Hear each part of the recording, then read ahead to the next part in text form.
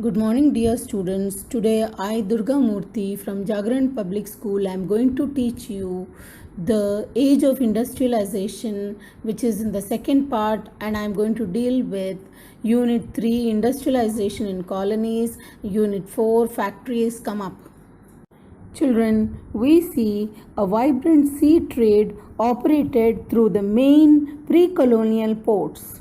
They were Surat on the Gujarat coast, connected India to Gulf and Red Sea ports, Mosulipatnam on the Coromandel coast, and Hooghly in Bengal had trade links with Southeast Asian ports. The age of Indian textiles. Before the age of machine industries, silk and cotton goods from India dominated the international markets in textiles. Coarse cotton were produced in many countries, but the finer varieties often came from India. We see that Persian merchants took goods from Punjab to Afghanistan, Eastern Persia, and Central Asia. Bales of textiles carried on camelbacks via North Frontier through mountain passes and across deserts.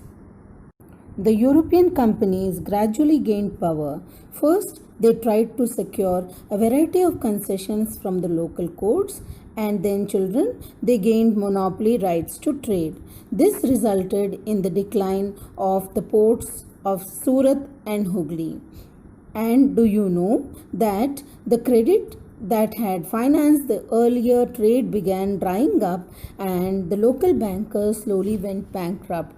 This resulted in the fall of trade from these two centers, that is Surat and Hooghly. Whereas if you look at the trade that developed from Bombay and Calcutta, clearly indicated that there was a growth of colonial power, and so there was a shift of trade from centers such as Surat and Hooghly to Bombay and Calcutta. Children, on this map you can clearly see that the French, Dutch, Portuguese as well as other companies competed in the market to secure woven cloth.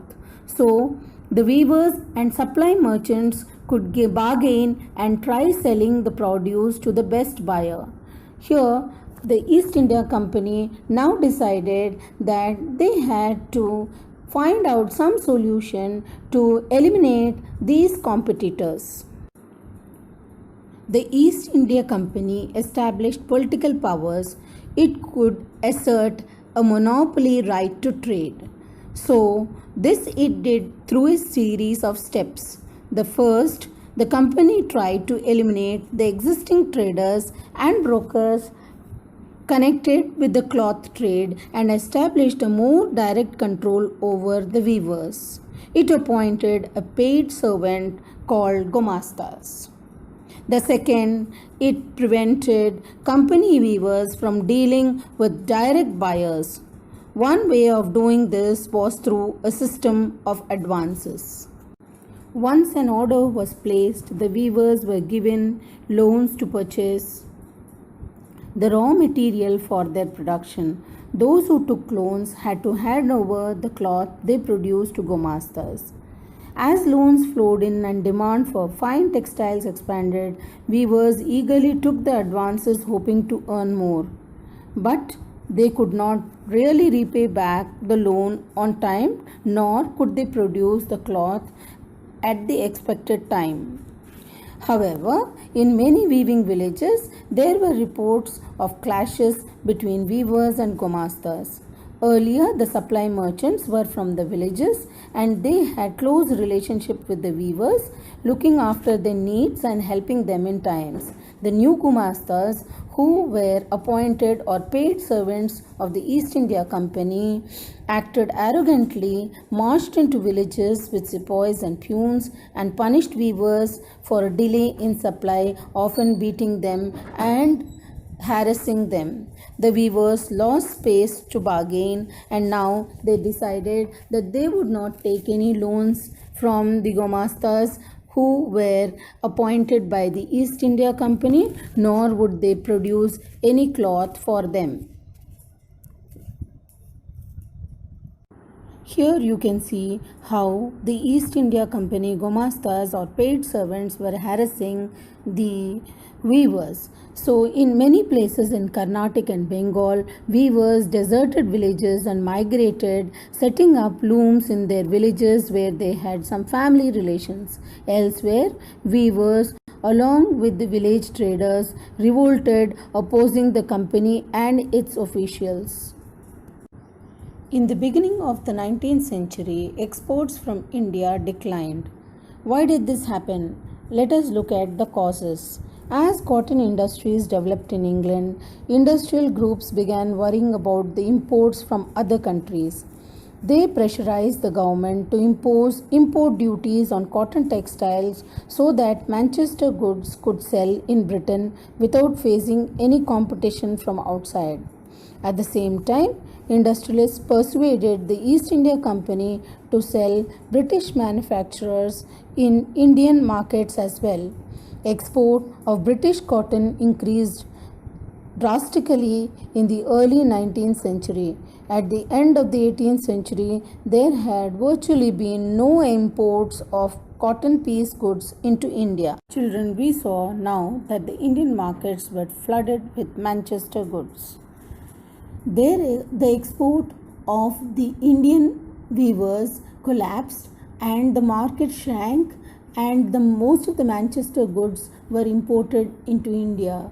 These imported goods were so cheap that weavers could not easily compete with them. So children, by the end of 1860s, weavers could not get sufficient supply of raw cotton of good quality, the reason being most of it was exported to England.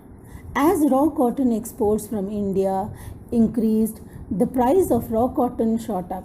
Weavers could not buy the raw cotton anymore due to rise of price, which was quite exorbitant. By the end of the 19th century, factories in India began production and started flooding the market with machine-made goods. This was a sudden turn where the weaving industry took a boost.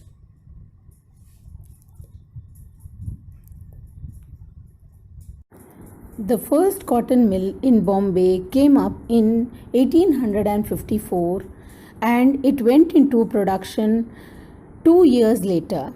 By 1862, 4 mills were at work with 94,000 spindles and 2,150 looms. Around the same time, jute mills came up in Bengal, the first being set up in 1855 and the other one 7 years later in 1862. In North India, there were also many mills established, or we can say exactly naming them, the Elgin Mill was started in Kanpur in the 1860s, and a year later the first cotton mill of Ahmedabad was set up. By 1874, the first spinning and weaving mill of Madras began production. Children, the British East India Company during the 18th century in India began exporting opium to China.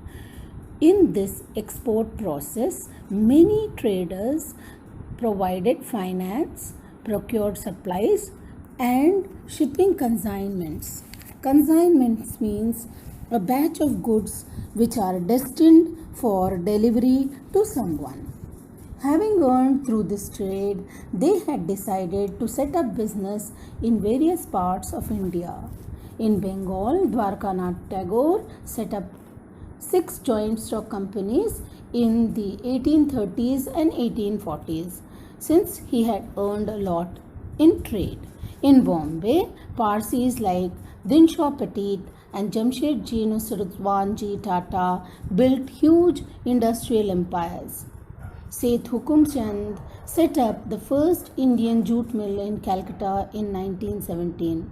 So did the father as well as the grandfather of the famous industrialist G.D. Birla. So here we have 4 great industrialists or entrepreneurs who set up important industries in our country.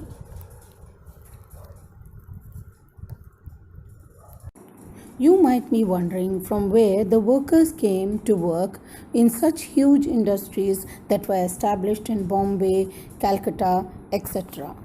Children, in most industrial regions, workers came from districts around.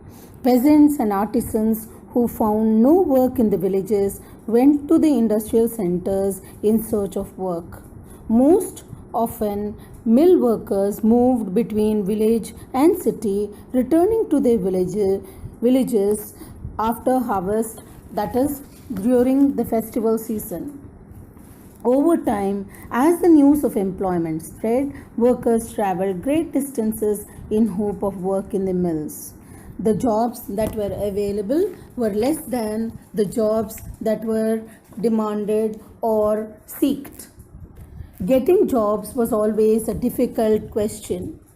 Even when mills multiplied and the demand for workers increased, the number of jobs that the people could get or the villagers could get was very less. Very often, a jobber was appointed by the industrialist to get new recruits. The jobber was an old and trusted worker. He got people from his village and ensured them jobs, helped them settle in the city, and provided them money in times of crisis. The jobber therefore became a person with some authority and power. He even at times demanded money and gifts for his favor and controlled the lives of the workers.